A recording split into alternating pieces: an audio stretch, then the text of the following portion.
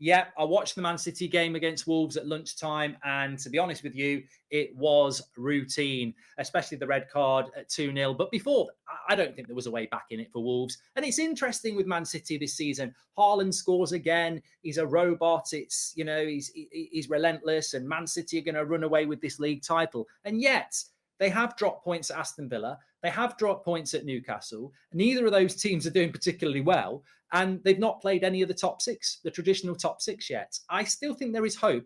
But my big issue is who is going to fight Man City? Because they're not going to get anything less than 80 points. And can Arsenal do that? Can Spurs do that? Can Liverpool do that this year? Can Chelsea do that? So even if Man City drop off a little bit, who's going to challenge them? Because that midfield three, De Bruyne, Bernardo Silva and Rodri, I struggle to find, well, certainly in the Premier League, I don't think there's a better midfield three. You've got a goal scorer like Haaland who will just, he didn't even connect on that one that well, but it still beats the keeper at full stretch. Foden was fantastic again today. Grealish, we'll talk about him a little bit later on. Was he fantastic? He got a goal. And they've got so much depth with people like Mahrez who can come on and others. So Man City have walked the walk, haven't they? And they can talk the talk. But I would say Spurs have got the same amount of points as them. And we've got that Manchester derby coming up straight after the international break, which really will be a test of where Man City are at and where Manchester United are at, and give a big indicator to anybody else who wants to challenge Man City as to what they can do. One of those potential challengers is Spurs. They've just won 6-2. We've got Oscar. He was at the game and he said Son was class off the bench and we grew into the game. Oscar, what are your thoughts on Spurs this season? Bit of a slow start. Do you think you're building into it? Would you fancy a title tilt against Man City? Hello. Yeah, first of all, we started the game very slowly. I have no idea why Davinson Sanchez was starting. He showed throughout his time at Tottenham how awful of a player he is, and he's left Romero on the bench. I think that, first of all, that was a shocking decision. And we also need a right back, Emerson Royale. Obviously, Conte didn't transfer in Jed Spence. It was he's played 2 minutes since he's come to the club. But after that, after the first half blip, we came through it, and then the great performance. Son proved what a world-class player he was off the bench.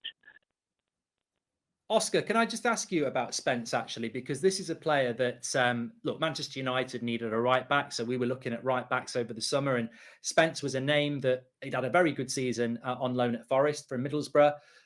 Everybody knew he was available. As a United fan and many other United fans, we were like, to work alongside Delot, up-and-coming English right back. There's loads of those. You probably get an England call-up, actually, now Calvin Phillips is injured. We're short of a few right backs. But anyway, I like the player, and it does come across that he's not a Conte signing, because he's not. I've seen a bit of him, and he's not the sort of player that you sign and then go, well, let's not give him any game time. He's definitely got potential, and I'm very surprised, because I don't rate that Emerson much either. Was it Perisic at right wing-back tonight? What do you think is going on with Spence, and why did Conte buy him or sanction the signing, or why would a player be bought that a manager doesn't want? I think it's the attitude issue. There's rumours that he had an attitude issue at Nottingham Forest, and rumours that Conte didn't want him and the board pressured him into getting him. That's why they signed him. But he's not. Yeah, I agree with you. He's not a Conte player. And just quickly, Oscar, on Spurs this season, do you think, can you see a comfortable top four run and maybe even a title race, or do you have concerns that you're playing a little bit different to how you ended last season?